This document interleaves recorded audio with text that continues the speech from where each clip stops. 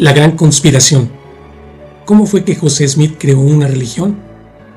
La historia de la Iglesia de Jesucristo de los Santos de los Últimos Días, o mormonismo para muchos, para aquellos que no la aceptan como religión, es insistentemente etiquetada como la conspiración más audaz y exitosa de la historia religiosa, aunque al principio fue etiquetada como algo tonto y el Libro de Mormón como algo insignificante. Pero luego, ahora se nos surge a creer que si José Smith no fue un profeta de Dios, entonces debió orquestar un ingenioso engaño, tan masivo y duradero que desafía toda lógica humana.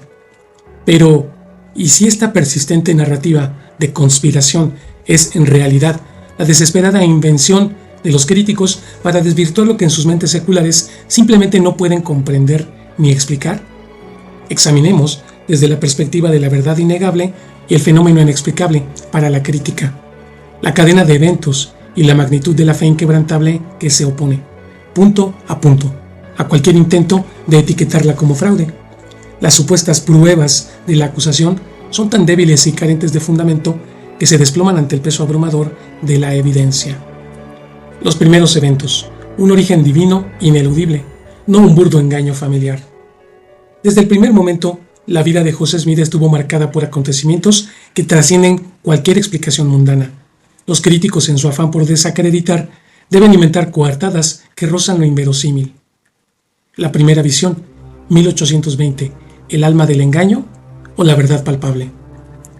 Si José Smith no hubiera experimentado esa visita celestial en la arboleda, ¿cómo diablos pudo convencer a su propia familia, quienes lo conocían íntimamente, sus peculiaridades, sus sueños y sus fallas, de la realidad inquebrantable de haber visto a Dios el Padre y a Jesucristo? Los críticos se ven obligados a postular un engaño familiar desde el día 1, una complicidad doméstica que no se sostiene. ¿Qué lógica tiene que una familia humilde y trabajadora arriesgara su reputación, su paz mental y su futuro social por una mentira tan monumental? ¿Cómo es que mantuvieron ese secreto, entre comillas, por décadas, frente a la burla, la pobreza y la persecución, sin un solo desliz, una sola confesión en el hecho de muerte?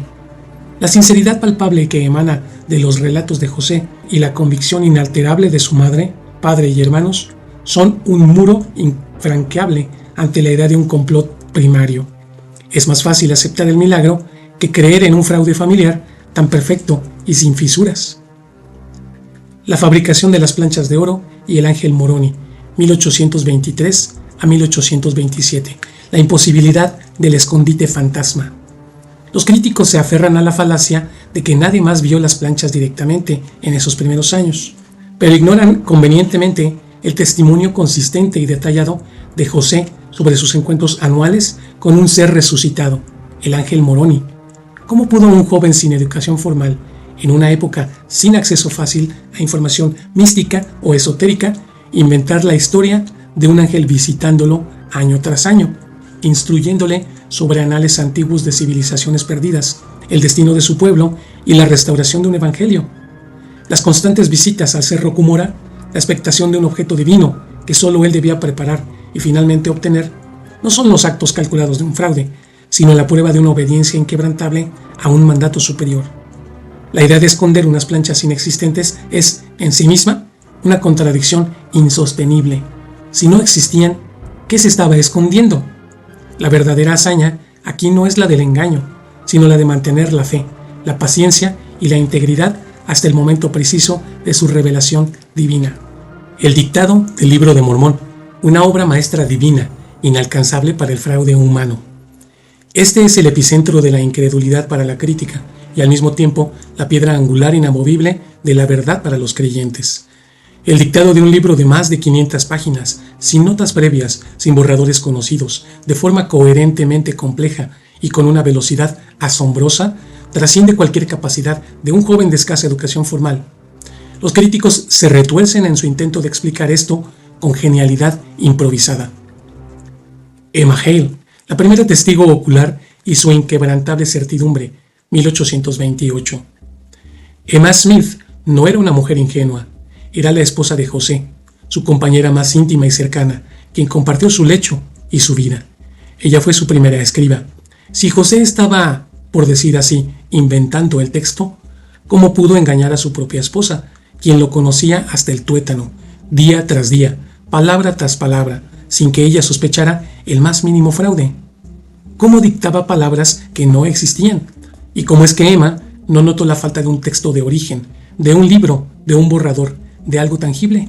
Ella no solo recibió el dictado de las planchas, sino que también palpó las mismas a través de la tela que las cubría, sintiendo su peso y sus dimensiones. Su lealtad inquebrantable y su testimonio posterior, incluso durante la poligamia y después de la muerte de José y de las divisiones de la Iglesia, sobre la maravillosa y milagrosa experiencia del dictado, desmantelan de forma contundente cualquier sugerencia de farsa o ingenuidad. La pérdida de las 116 páginas, la prueba de fuego que el fraude no resiste, 1828. Para los críticos este es un incidente crucial que expone la vulnerabilidad de un supuesto fraude. Nada podría estar más lejos de la verdad. ¿Qué engañador, al perder la copia maestra de su fraude, no la reescribiría rápidamente de memoria, intentando replicarla lo más fielmente posible? José Smith no lo hizo. Recibió una revelación divina para no volver a traducir esas partes, frustrando así los planes de los hombres cínicos que esperaban comparar los textos para exponer contradicciones. Esto no es la señal de un conspirador. Es la firma indeleble de un poder superior que frustra los intentos de los hombres de desacreditar su obra. Si José hubiese sido un impostor, habría reescrito las páginas asumiendo el riesgo que no lo hiciera y que recibiera un mandato divino tan específico para proceder con un pequeño cambio en la narrativa. Es la huella de la divinidad operando, no de la astucia humana. ¿Qué conspirador se sometería a tal restricción autoimpuesta? Oliver Cowdery y otros escribas. Testigos constantes de un milagro, 1829. Oliver Cowdery se convirtió en el principal escriba, sentándose junto a José durante incontables horas. ¿Cómo pudo José engañar a Oliver y a los otros para que escribieran día tras día un texto que, según los críticos, no existía o estaba siendo inventado sobre la marcha? ¿Fueron todos ellos cegados por la personalidad de José? La respuesta es simple: fueron testigos presenciales de un milagro real. Su dedicación y la de los demás escribas no se basó en una ceguera o en una complicidad, en un engaño, sino en la certeza inquebrantable de estar presenciando la traducción de un texto antiguo por poder divino. La coherencia y complejidad del texto, el milagro literario y la pesadilla del crítico. El libro de Mormón presenta una narrativa increíblemente compleja, con miles de nombres de personas y lugares, genealogías extensas, relatos de guerras intrincadas, cambios de gobierno, doctrinas teológicas profundas y una geografía interna coherente que abarca 1000 años. La idea de que José Smith, un joven de escasa educación, pudiera crear tal obra de ficción de la nada, sin notas, sin borradores, y mantener su coherencia a lo largo de más de 500 páginas de dictado continuo es, en sí misma, más milagrosa que la propia traducción divina. Los críticos intentan atribuir esto a la improvisación genial o al talento innato, pero la magnitud, la consistencia, la ausencia de anacronismos flagrantes para su época y la profunda teología del texto superan con creces cualquier capacidad de improvisación o talento humano sin una ayuda externa superior. ¿Quién puede inventar una historia tan vasta y compleja en solo unos 60 días, sin detenerse a investigar o a planificar? El método de la piedra vidente en el sombrero, ocultando el fraude o facilitando la revelación. Los críticos se aferran a que la traducción a menudo se realizaba con José colocando una piedra vidente en un sombrero y metiendo su cara en él. Para ellos, esto es una prueba de que ocultaba algo. Pero si José estaba simplemente leyendo un libro o inventando, ¿por qué necesitaba el sombrero? ¿No sería más fácil simplemente dictar? Este método, lejos de ser una prueba de fraude, podría ser una prueba de la relevancia necesaria para la revelación divina, al eliminar las distracciones y concentrar la luz en la piedra. Además, si José estaba engañando, ¿cómo es que dictaba un texto tan elaborado de esta manera, sin que los escribas notaran la ausencia de las planchas físicas o de algún otro texto fuente visible para todos? Este método, en lugar de evidenciar un fraude, resalta la naturaleza única y sobrenatural del proceso de la traducción.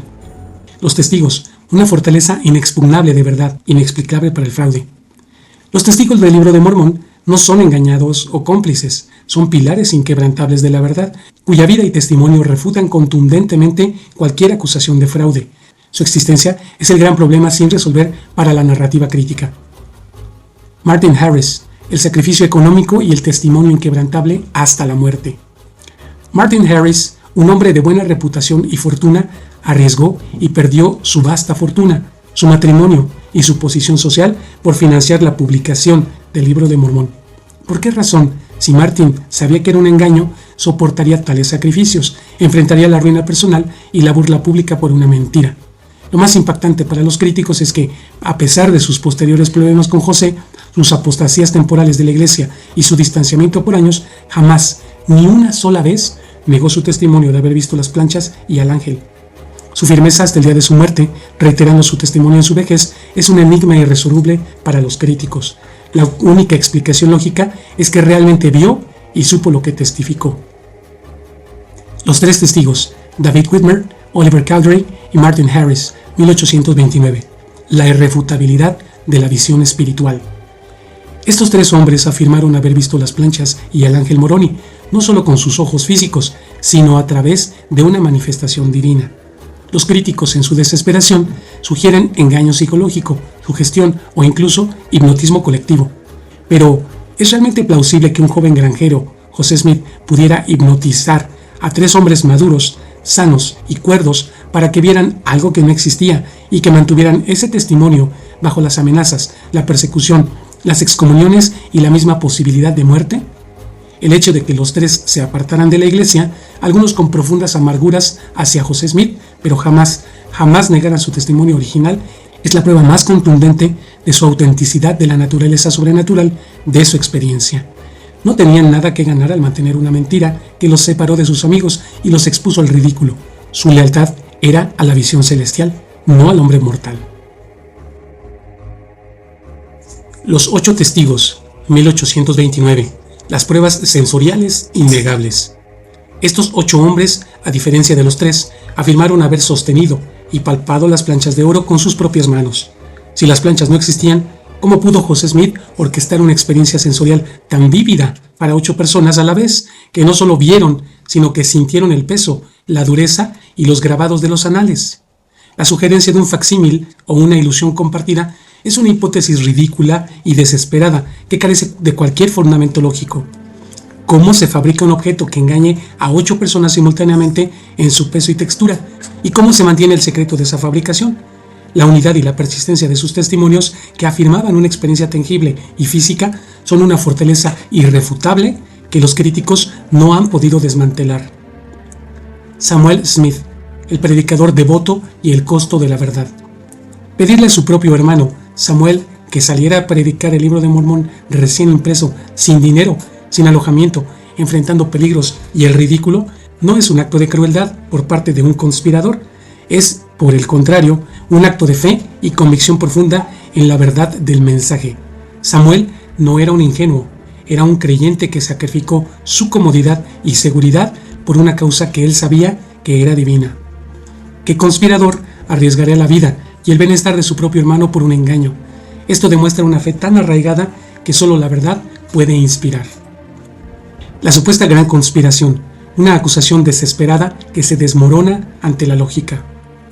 La idea de una gran conspiración es la narrativa crítica por excelencia, pero es una que se desmorona estrepitosamente ante la falta de pruebas y la pura lógica humana.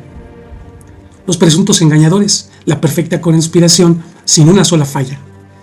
Si José Smith, Oliver Cowdery y la familia Smith fueron los cerebros de la operación, ¿por qué no hay un solo testimonio o documento auténtico que revele su plan?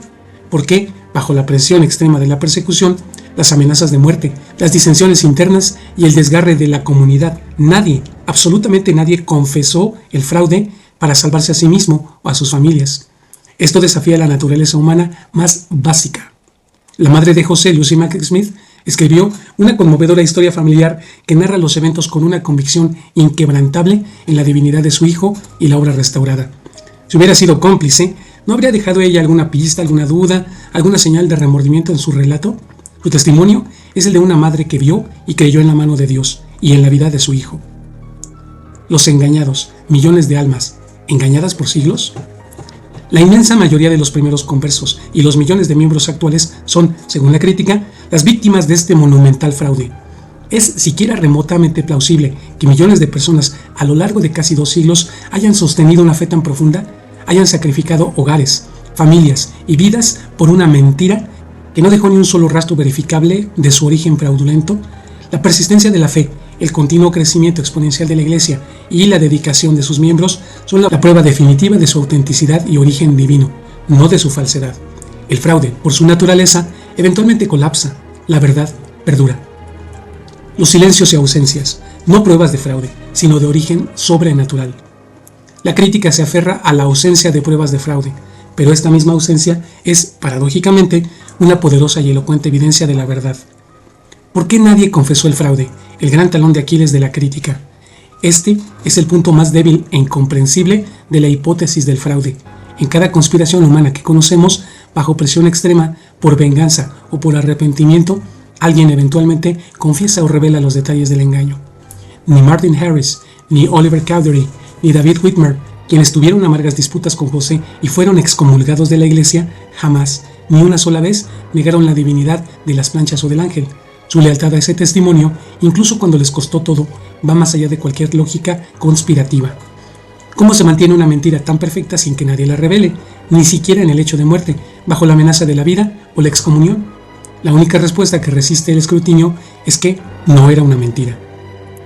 La ausencia de borradores o manuscritos intermedios, la evidencia de la traducción, no de la composición.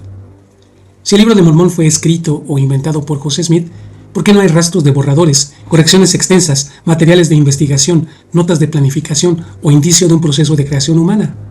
La crítica se frustra porque el manuscrito original refleja un proceso de dictado continuo y prácticamente sin revisiones, con muy pocas correcciones. Esto no es evidencia de fraude, es la prueba irrefutable de que no fue una composición humana, sino una traducción guiada sobrenaturalmente.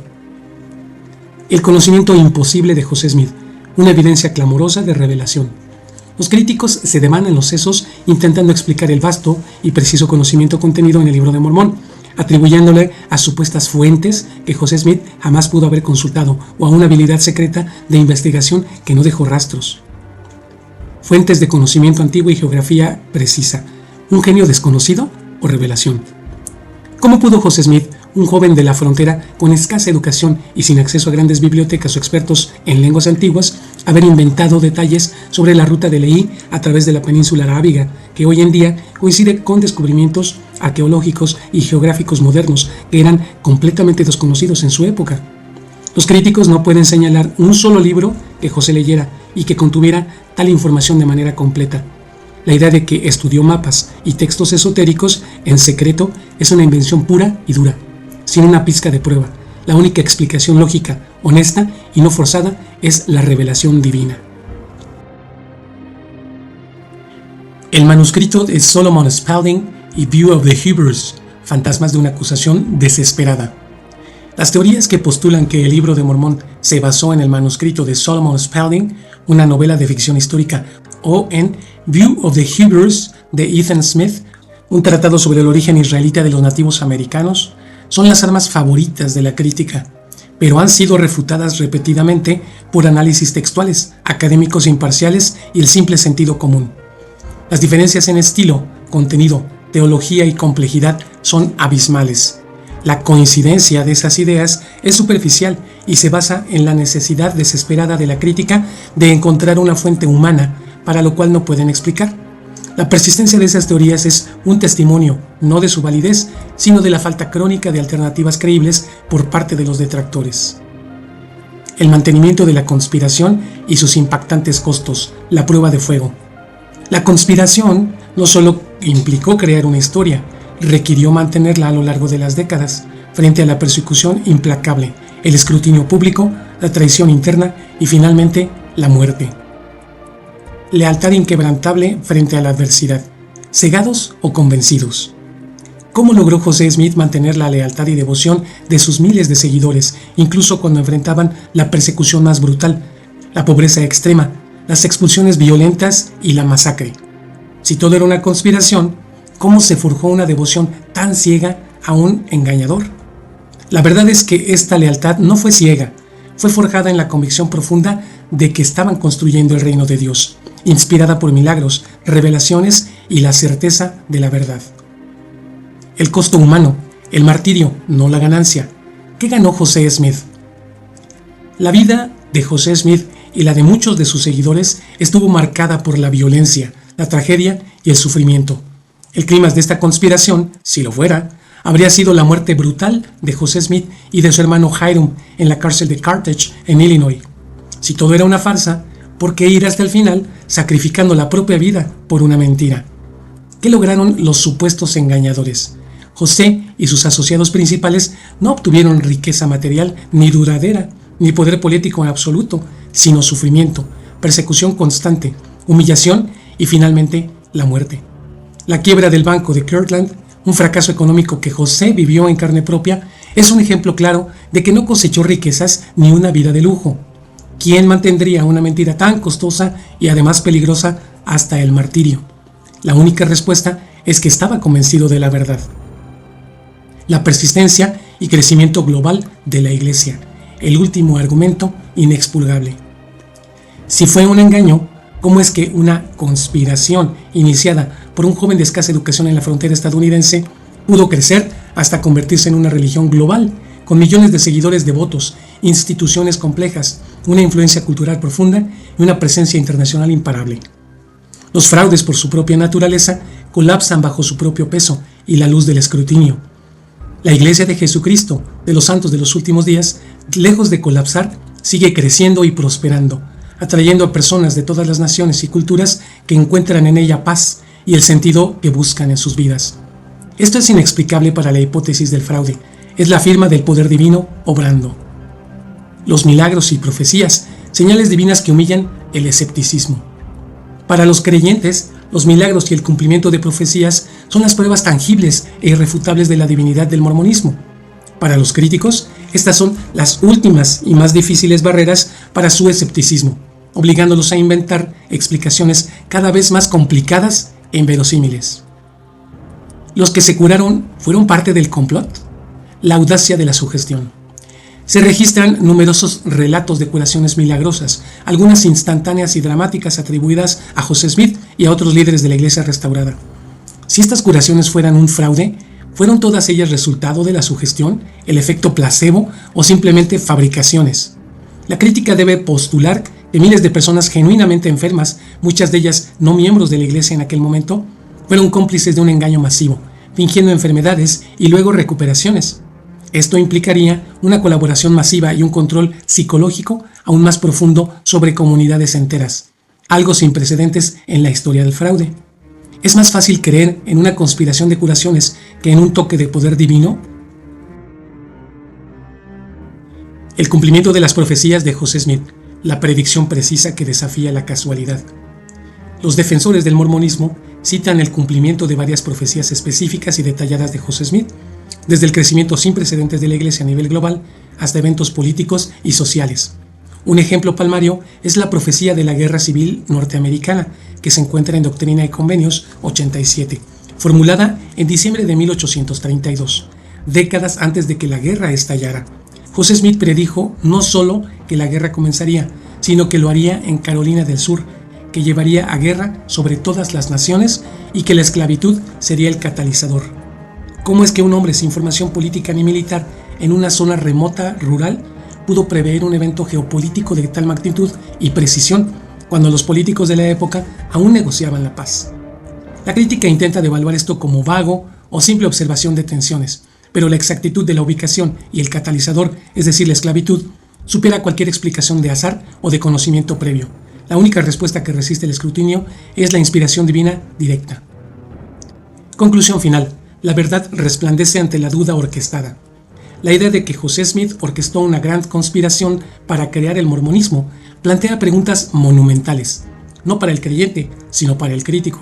Sus evidencias son a menudo meros intentos desesperados de racionalizar lo irracional, de desacreditar lo inexplicable. ¿Cómo se sostiene la hipótesis del fraude?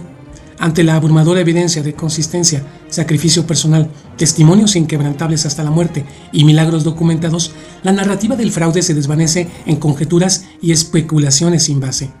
La persistencia de los testigos que no retractaron su visión, la coherencia de un texto que desafiaría la composición humana y el martirio de José Smith y Hyrum, su hermano, son pruebas de que no se puede inventar ni sostiene con una mentira. Análisis: culpable o inocente, fraude o verdad, el veredicto de la razón y la fe. Imaginemos que un jurado imparcial debe emitir un veredicto sobre José Smith y el origen del mormonismo, basándose en la siguiente evidencia. Los argumentos de la acusación, fraude, culpable, se basarían en la ausencia de pruebas materiales directas universalmente aceptadas. Las planchas no se muestran públicamente, aunque hubo testigos. El método poco convencional de traducción, es decir, el sombrero, y las supuestas similitudes con textos contemporáneos que al ser examinadas a fondo resultan ser superficiales y endebles. Intentarían señalar motivos humanos de fama o poder que colisionan estrepitosamente con la realidad de la vida de pobreza, persecución y la muerte de José Smith. La acusación no tiene ni una sola confesión de fraude por parte de algún cómplice clave, lo cual es fatal para su caso. Se verían obligados a argumentar que todos los testigos y colaboradores eran o bien ingenuos o cómplices perfectos. Los argumentos de la defensa, es decir, de la verdad siendo inocente, presentarían el testimonio persistente y sin fisuras de múltiples testigos oculares y táctiles, incluso de aquellos que luego se distanciaron de José, pero nunca negaron su testimonio original. Se apoyarían en la asombrosa coherencia, complejidad y profundidad literaria del Libro de Mormón, una obra imposible de haber sido creada por un hombre sin formación en el tiempo récord en que fue dictada. Harían hincapié en los sacrificios extremos de José y sus seguidores, incluyendo el martirio, como prueba irrefutable de su genuina convicción y la verdad de su causa. Resaltarían la ausencia total de confesiones de fraude por parte de supuestos cómplices, lo cual es inaudito en cualquier conspiración de esta magnitud. Finalmente, la defensa podría presentar el cumplimiento de profecías específicas con una precisión que desafía lazos de casualidad y la asombrosa expansión y resiliencia de la Iglesia a lo largo de casi 2 siglos de feroz oposición, como la prueba viva de su origen divino, no de un engaño, no de un fraude. El veredicto final, la lógica se inclina hacia la verdad. Ante un jurado objetivo y la razón, la acusación se encontraría sin una pistola humeante incapaz de presentar una confesión, un borrador, una prueba tangible e irrefutable de fraude. Sus argumentos serían construidos sobre especulaciones, suposiciones y la negación de lo inexplicable. La defensa, por el contrario, presentaría una montaña de evidencias imposibles de cuestionar, desde una perspectiva puramente secular, es decir, contamos con testimonios firmes bajo el juramento que resistieron el tiempo y la adversidad. Un texto complejo y coherente dictado sin borradores ni fuentes conocidas. Una vida de inmensos sacrificios personales, sin ganancias materiales, culminando en la muerte, y profecías cumplidas con una precisión que desafía el azar. Culpable o inocente, un jurado que evaluara la evidencia con imparcialidad, sin prejuicios concebidos, encontraría dificultades insuperables para condenar a José Smith por fraude. La carga de la prueba recae inequívocamente en la acusación y las evidencias de la crítica son tan débiles y circunstanciales que rozan lo desesperado, mientras que las que respaldan la verdad de los hechos son abundantes y extremadamente difíciles de desmantelar. Fraude o verdad, para la crítica, es la conspiración más grande y exitosa de la historia, un prodigio de manipulación humana cuya existencia y éxito desafían toda explicación lógica, pero para los millones de creyentes es la verdad revelada, la restauración de la iglesia verdadera de Jesucristo, y José Smith es su profeta. Cada quien juzgará por sí mismo ante el abrumador respaldo de las evidencias imposibles de cuestionar que, para muchos, demuestran que José Smith realmente vio lo que vio, que la única explicación posible es la intervención divina.